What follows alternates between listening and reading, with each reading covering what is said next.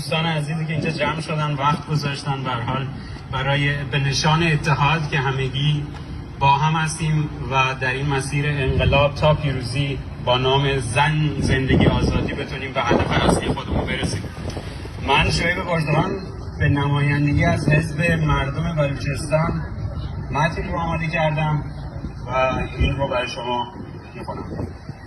ملت بلوچ که از روزهای آغازین خیزش انقلابی مردمان ایران با شعار مترقی و پرمعنای زن، زندگی، آزادی پرقدرت و خستگی ناپذیر همراه شدند، در پنجمین ماه انقلاب همچنان مصمم ایستادند با وجود فشارها، فضای امنیتی شدید و بازداشت‌های گسترده شاهد حضور هزاران نفری مردم در تظاهرات بوده‌ایم، به طوری که چشم امید تمامی مردم ایران به جمعه‌های اعتراضی زاهدان دوخته شده است و این جمعه‌ها به عنوان یکی از مهمترین موتورهای پیشران انقلاب شناخته می‌شود.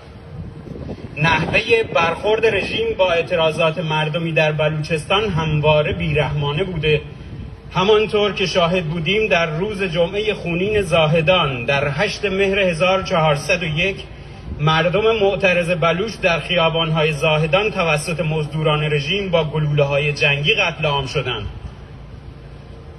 و رژیم همین اتفاق را در جمعه خونین دیگری در خاشت نیز تکرار نمود.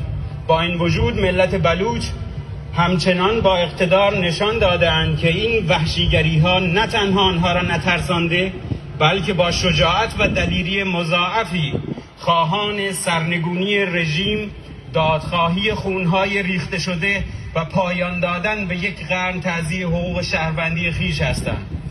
در حالی که ملل مختلف ساکن در ایران با اتحاد خواهان برقراری عدالت، برابری و آزادی هستند، وقت آن رسیده که این اتحاد در بین اپوزیسیون خارج از ایران نیز شکل گیرد و فارغ از تفاوت‌ها و دیدگاه‌های سیاسی برای تأمین خواسته‌های مردم داخل کشور که همانا آزادی، برابری و حق تعیین سرنوشت است، کوشش مضاعف نمایند.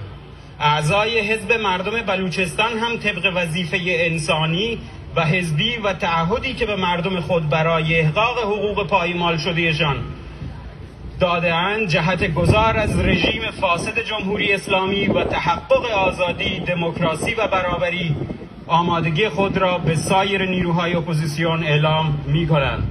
زن، زندگی، آزادی، حزب مردم بلوچستان. تشکر.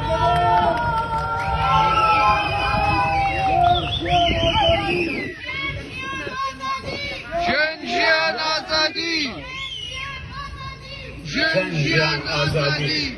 خواهش میکنم این شعار زیبای زن، زندگی، آزادی رو همینطور که به فارسی میگین، به کردی میگین، به بلوچی هم یه بار تکرار کنین. جنین زند آجویی، جنین زند آجویی، جنین زند آجویی، جنین زند آجویی، جنین زند آجویی، جنین زند آجویی، جنین زند آجویی. تشکر.